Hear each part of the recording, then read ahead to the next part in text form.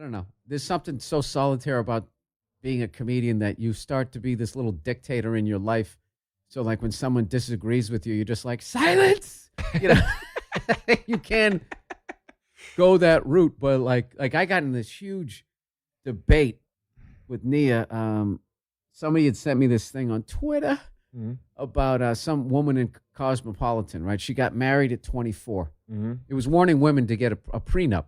She got married at 24. 24, what do you got? You got student loans and a dream. That's all she had. And she got married. So, and she married this guy who has like a master's degree, well-educated guy and everything. Well, and long story short, she blows up. She wrote I'm not going to name the movies. I don't want to out the, even though they put in the thing, but she wrote these 3 really fucking funny movies. And now she's writing Cosmo and all this stuff. Like she blew up, blah, blah, blah, blah. They grew apart. And now they're getting a divorce. Right. And the lawyer said, well, he's probably going to ask for alimony. And she's like, there's no way he's going to make that big of a pussy move. There's no way he's going to do it. And, of course, the guy does it. And then she's just like, and she's angry. She goes, every month when I have to write him this check for like $6,000 or something and blah, blah, blah, blah. And the whole time I'm reading the article, I'm like, I agree with every fucking thing this person's saying. That guy is a pussy, the whole thing. But what pissed me off was she made it a gender issue, where she said, women, watch out for this. And my wife just couldn't see that. And I was like, I think it was astoundingly ignorant to try to take something like that, considering most of the time it affects guys. Guys are the ones getting, they always sit there and they go, hey, a woman gets 77 cents for every dollar a guy makes an hour. It's like, yeah, but you make it up on the back end during the divorce. Right. But I don't think that should be right. But this is the deal. Like, no guy is ever going to get on TV complaining about alimony. You're just another guy bitching about alimony. But she could actually make a difference. If a woman got on TV and actually just said the divorce laws out here in California are absolutely insane. They are insane. Right. She could actually, you would be hard pressed to think of a show like those types of show that she couldn't get on. And instead, all she does is write an article and she warns women. And but here's now I hear you. 100%. And we got in this big beef where she was just like, well, why do you feel she has to give you your comeuppance? I'm like, there's no comeuppance in this. And I actually said, you know what? This is actually my fault because of all the bad shit I've said about women. That's all you're hearing right now. And I'm not saying it. She's 100% right. That guy is a fucking pussy. It's even worse when a guy does it to a woman. I know that's a double standard, but get a fucking job. I swear to God, dude. I joked. I said if I was married to Oprah, okay, and she's making $1 billion. If she came home and she fucking bought me a car, I tell her to take it back. I'm not as a man. I'm not driving down this street. I don't agree. My wife bought this for me. Auga.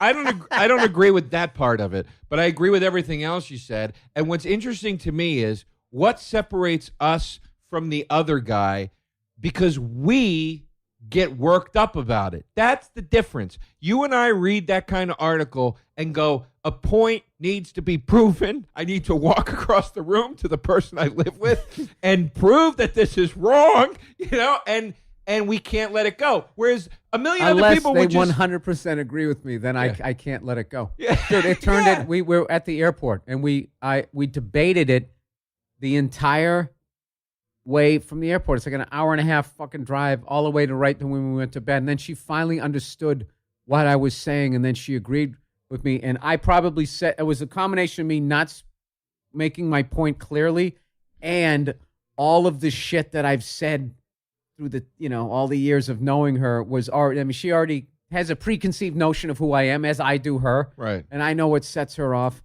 and that type of thing. But like, but getting back to that point, dude, you are like not accepting a car from Oprah if you were married to her. There's no fucking way I could do that. I'd have to pull my own weight for the simple fact, because basically as a guy, like your job is to provide. So if you're with a woman and they have the kids, they can have the kid. I mean, you're there for the first, you're there for the opening 5 minutes of the movie, and then they bring the whole thing home. That's what they can do. Right. All right. And so your job is you can provide. If they're making more money than you, they're like a self-contained unit. They're providing for themselves and they're having kids. So at that point, you're like a teenager. You're just like this 45, like me, 45-year-old teenager, and she comes home and buys me a fucking car. Like, I'm not saying that I couldn't handle being with a woman who was making more money than me, but it's like, you're not going to go out and buy me a bunch of nice shit. And I'm like fucking like in some evening gown, like laying on my stomach on a fucking piano. Now Diamonds, singing Diamonds Are a Girl's Best Friend, you know? Now here's like some kept woman. Fuck that. Here's the funny thing. I don't think women should do that either, but like. I disagree with what you're saying right now.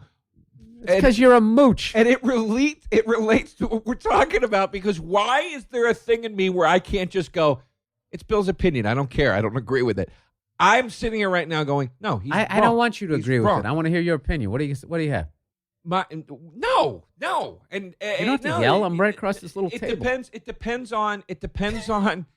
depends on the dynamic of the relationship. Sure, if there's, I believe it should be a team and it should function like a team. So if your wife is going to have kids and she's going to be the person there raising the kids, nurturing the kids and all that stuff, then yeah, go out and be the guy bringing home the bread, make her life easier, and it's a team at that point. If you're just two people that aren't having kids and she gets a little more successful than you do and she wants to throw you a car, yeah, that's part of the equality of the sexes.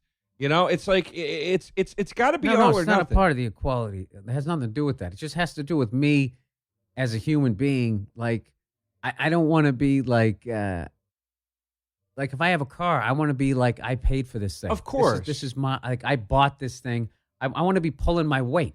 We all want to, but I think that's more about like, if I bought you a car, you'd be like, get this car out of here, as your friend. I don't think it's a matter of my wife and I'm not a man. I think it's a matter of, I just don't feel right driving a car. Dude, just like if you have like a fucking suit and you look great in it and your wife bought you your whole fucking wardrobe. I mean, at that point, I might as well put some heels on and just be some floozy walking down the street. Why do you work so much?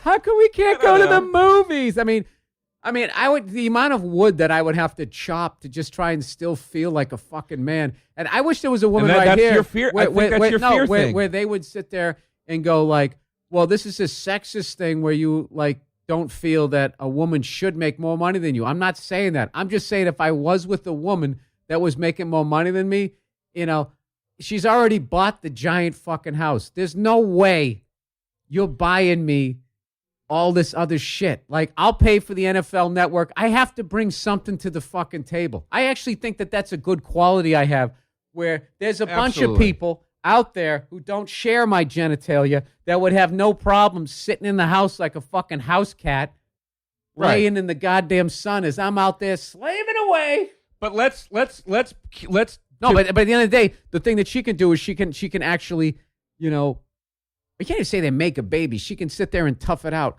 As oh boy, as much they're not doing it. That's the thing. It's not like you're making a pie. But you sit there, you get banged, and then let me explain what happens. And then what happens is my stuff swims up the river there, hopefully gets through before the dam closes. It's like an action movie. That one person who rolls underneath, and then everybody else is on the other side.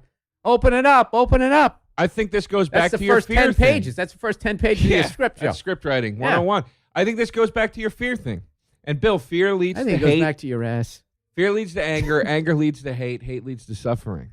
Did you know that? Hey, Joe. That's from Star Wars. I'll tell you this right now, Joe. Kant lives on Won't Street.